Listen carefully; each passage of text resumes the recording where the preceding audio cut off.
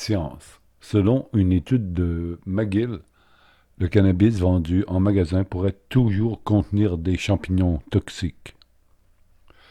Même si les producteurs de cannabis et les détaillants soumettent leurs produits à un processus de stérilisation rigoureux, certains peuvent encore passer à travers les mailles du filet et arriver sur le marché. Alors ils ne sont pas vraiment stériles. Selon une étude, Montréal, le cannabis vendu commercialement pourrait toujours contenir des champignons toxiques et des résidus, et ce, même s'il a été irradié en respect avec les pratiques courantes du milieu, préviennent les chercheurs de l'Université McGill.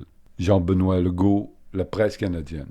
Si la découverte est probablement sans conséquences graves pour la plupart des utilisateurs, il n'en est pas nécessairement de même pour ceux qui consomment du cannabis à des fins médicales et dont le système immunitaire est possiblement fragilisé, a dit le professeur Saji Georges du département des sciences des aliments et d'agrochimie de McGill. Pour les personnes qui en prennent pour des raisons médicales, en particulier celles qui suivent une chimiothérapie par exemple, ou celles qui ont une réponse immunitaire affaiblie en raison d'un traitement ou d'une maladie, cela peut poser un problème majeur, a-t-il prévenu. L'irradiation gamma est la méthode de stérilisation couramment utilisée dans la production de cannabis thérapeutique et récréatif. Les chercheurs ont donc examiné des échantillons de bourgeons de cannabis séchés qui n'avaient pas été irradiés, des échantillons irradiés provenant directement d'un producteur autorisé et des échantillons prêts à la consommation provenant d'un détaillant autorisé. Certains de leurs échantillons avaient été obtenus auprès de la Société québécoise du cannabis, SQDC. Le professeur Georges et sa collègue Manta Rani ont constaté que les radiations gamma n'éliminent pas complètement les champignons toxiques ni leurs résidus chimiques. Ils ont ensuite découvert que les méthodes d'analyse de pointe d'emploi courantes dans la production du cannabis ne permettent pas de détecter les spores vivantes. En réalisant des tests complémentaires, l'équipe a identifié des spores qui pourraient échapper à la spectrométrie de masse et aux tests ELISA qui permettent de quantifier les mycotoxines.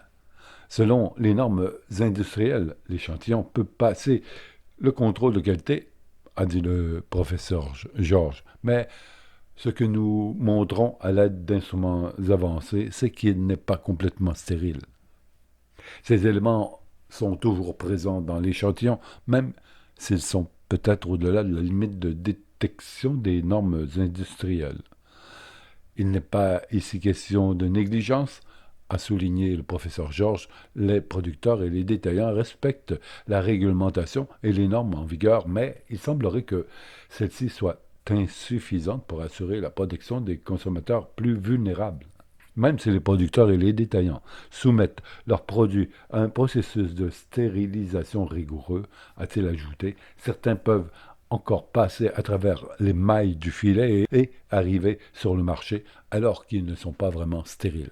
Ces substances peuvent être tolérées si elles passent par le système digestif, a expliqué le professeur Georges, mais si on les fume, elles peuvent très facilement coloniser les poumons et devenir mortelles.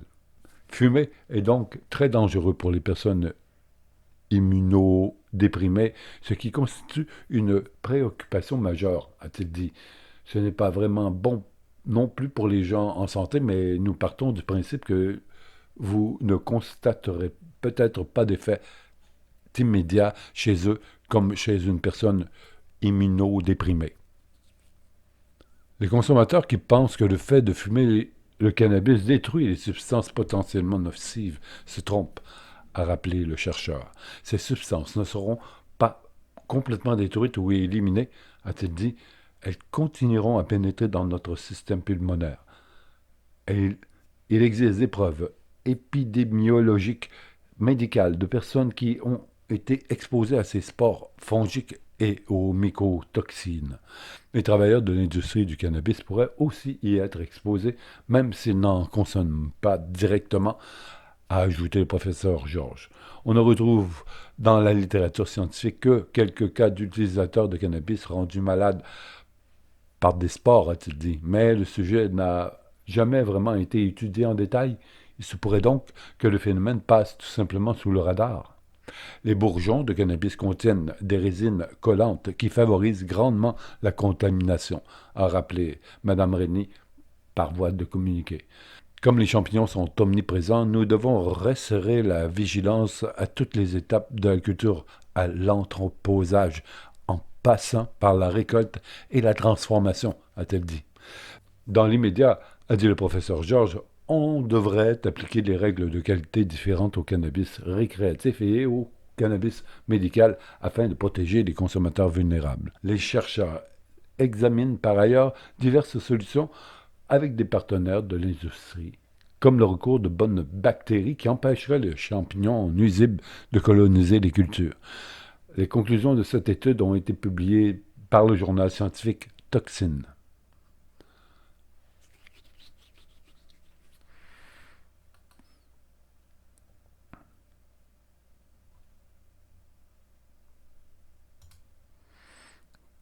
Canopy Grow souhaite acquérir MTL Cannabis pour 125 millions. L'acquisition de MTL Cannabis par Canopy Grow devrait permettre à l'entreprise ontarienne de renforcer sa position sur le marché canadien du cannabis médical. Smithfall. Canopy Grow annonce lundi la signature d'un accord pour acquérir la société québécoise MTL Cannabis dans le cadre d'une transaction à 125 millions de dollars. Cette transaction devrait permettre à l'entreprise ontarienne Canopy Grow de renforcer sa position sur le marché canadien du cannabis médical. Luc Mongeau, chef de la direction de Canopy Grow, affirme que l'expertise de MTL Cannabis en matière de culture, combinée à la taille de son entreprise, lui permettra d'améliorer la qualité de ses produits, d'élargir son offre et d'accélérer sa croissance rentable. Selon les termes de l'accord, les actionnaires de MTL recevront 0,32 actions ordinaires de Canopy Grow et 14,4 cents en espèces pour chaque action MTL qu'ils détiennent. Vendredi, l'action Canopy a clôturé à 2,40 $ à la bourse de Toronto. L'accord doit être approuvé par les autorités réglementaires et les actionnaires de MTL Cannabis. La transaction devrait être conclue avant la fin du mois de février. Entreprise. Possible allègement aux États-Unis. Les actions du secteur du cannabis canadien grimpent. Un reclassement du cannabis aux États-Unis pourrait offrir aux entreprises canadiennes du secteur.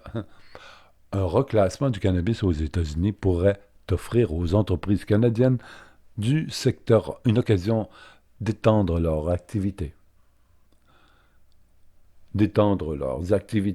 Toronto et les actions des entreprises canadiennes de cannabis ont bondi à la suite des informations selon lesquelles le président américain Donald Trump envisagerait d'assouplir les restrictions fédérales sur cette substance, publiée le 12 décembre 2025. Le Washington Post a été le premier à rapporter que le président devait ordonner aux agences de reclasser le cannabis comme stupéfiant de l'annexe 3. Cette mesure le rendrait comparable à certains analgésiques sur ordonnance courant, précise le quotidien. Un reclassement du cannabis aux États-Unis pourrait offrir aux entreprises canadiennes du secteur une occasion d'étendre leurs activités.